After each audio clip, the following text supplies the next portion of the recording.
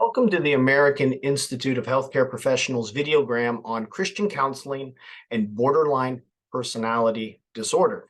This video will take a particular look from the perspective of the Christian counselor, where dealing with the particular disorder is also from a spiritual, Christ-centered point of view in itself. With that in mind, within Christian theology, any type of suffering, disease, or mental defect is due to the price of sin itself. All mental disorders are an indirect result of the sin of Adam and Eve when death and suffering entered into the world itself. With that central concept applied, we look at, as Christian counselors, to help heal people spiritually, seeing Christ as the ultimate divine physician and looking for spiritual grace to help individuals carry their crosses and to deal with the particular mental defects they may have. With borderline personality disorder or others, obviously it is a more serious condition, and it is reserved to those who are trained in psychology and counseling. So those who are licensed professional counselors, psychologists, or psychiatrists are the ones who will treat these individuals. Christian counselors that are not licensed in these areas are not permitted to treat, obviously, disorders of any type, but they can, from a pastoral perspective, provide spiritual support and aid to the individual and to the family members who are dealing with it. So it's good that they have some understanding of BPD, as it's referred to as borderline personality disorder, but again, not ever to treat it. Those with BPD exhibit a whirlwind of emotions, from anger to sadness, even to happiness, that can switch or alter within a moment's notice. From minutes to hours, or sometimes days, they will switch back and forth. With that, they are emotionally unstable and also impulsive in what they do. They will negatively cope with the various emotions that are unfolded upon them. They may gamble, engage in sexual activity that is unsafe, or they may play around with drugs or consume alcohol in their impulsive state. They also exhibit low self-esteem.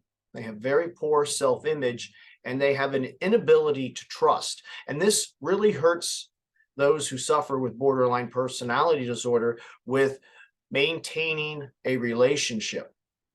Not only because they cannot trust, but because the other individual or partner within the relationship is pushed away, and they cannot really handle the whirlwind of emotions. It becomes very insane to these individuals who live in this type of atmosphere, with individuals who are happy one day, sad by the end of the day.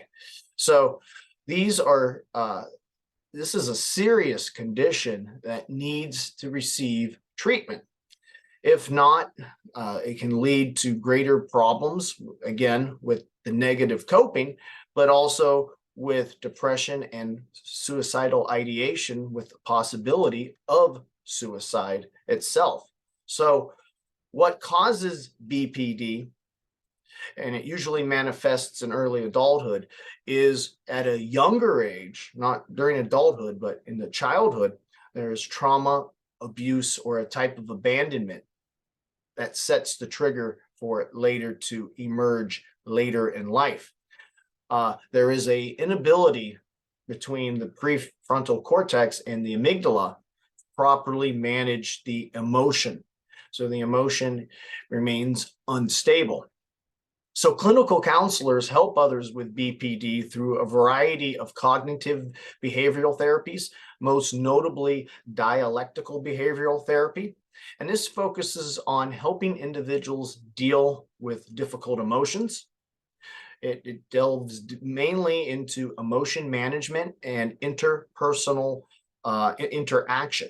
So it helps individuals identify emotions, understand emotions, and how they interact with other individuals. And this, of course, leads to proper coping discussion against negative coping, and also a vigilance against suicidal thoughts and observation when suicidal thoughts may emerge. So, in its essence, dialectal behavioral therapy is a type of cognitive therapy.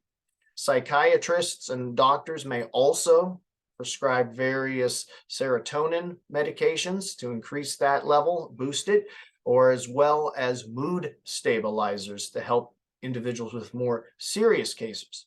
So, what can Christian and pastoral counselors do? Well, they can help individuals who suffer from this understand the healing power of Christ, with Christ as the divine physician.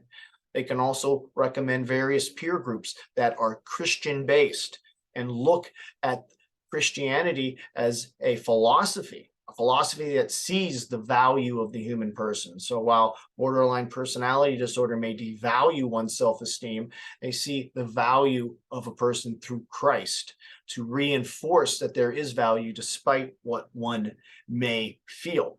So Christ builds self-esteem. Christ is the peace in the calm. Christ consoles the sorrowful, gives peace to the anxious, and security to those who are insecure. With these types of thoughts and everything, with prayer and various peer groups who suffer from the same conditions, a spirituality can emerge that can begin to counter this mental defect with its lies that come from Satan and the world due to the cause of sin in itself. Now, family, friends, and partners will have to also learn to better cope with those who suffer with borderline personality disorder.